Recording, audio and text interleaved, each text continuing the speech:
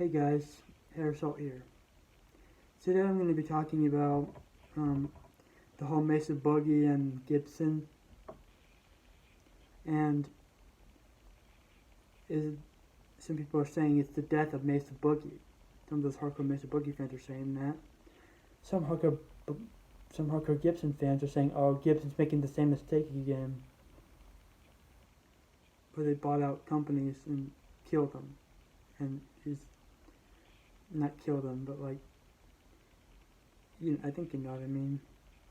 But what I'm referencing though is for Slingerland's a big example. They were once a flourishing drum company, and what ended up happening, the Just Quick's era, Gibson bought them out, or acquired them rather, and basically what happened was that the the people that wanted Slingerland had to buy Gibson as well. That was probably the biggest nail in the coffin for Slingerland. And they also ended up buying Gibson ended up buying a bunch of consumer electronic companies, acquiring them, like Sherman Vega. That's one example, and Onkyo. Like, who needs that in the guitar company, in music company rather, at this point? But what my opinion is, Gibson's not going to make the same mistake that they did with Just Works and Power, and I wish him all the best too. But James Troy is doing a phenomenal job bringing Gibson back, and hopefully marketing them also to a younger audience. There's a whole plethora of bands. Not many can come to mind right now, but one example is Greta Van Fleet. They both, well, not, I think the guitar player uses Gibson, so maybe they could use that to an advantage, possibly. But another thing is, I don't think that's the death of Mesa. I think it's a win-win for me. In my opinion,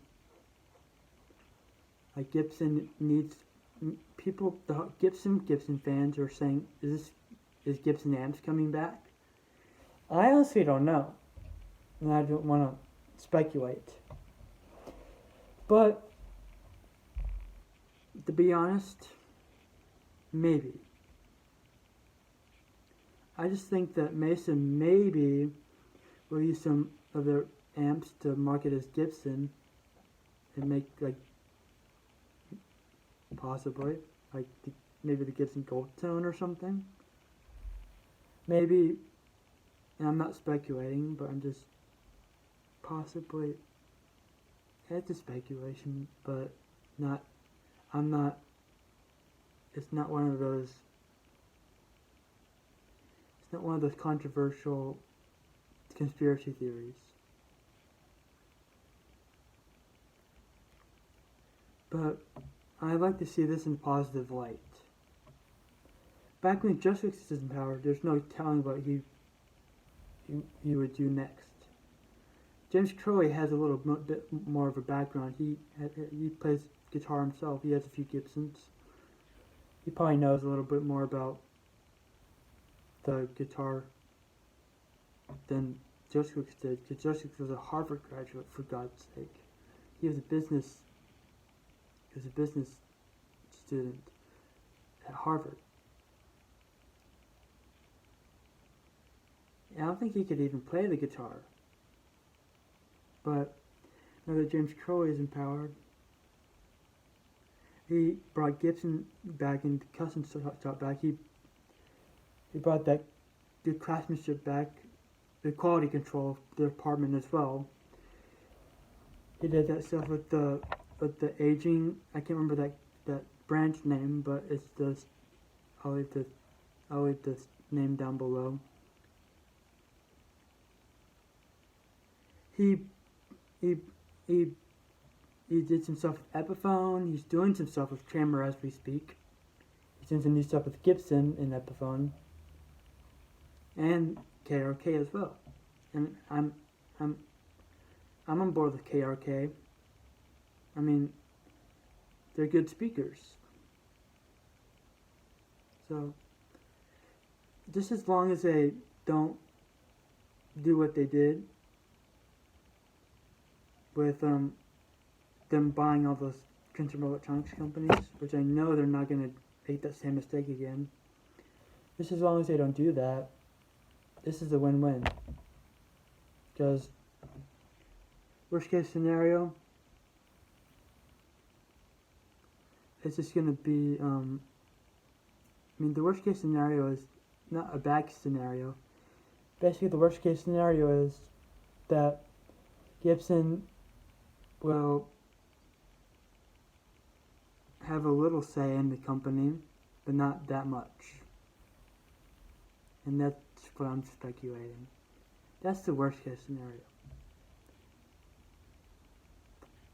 The best case scenario is that Mesa will stay its own company. But a little say is not bad.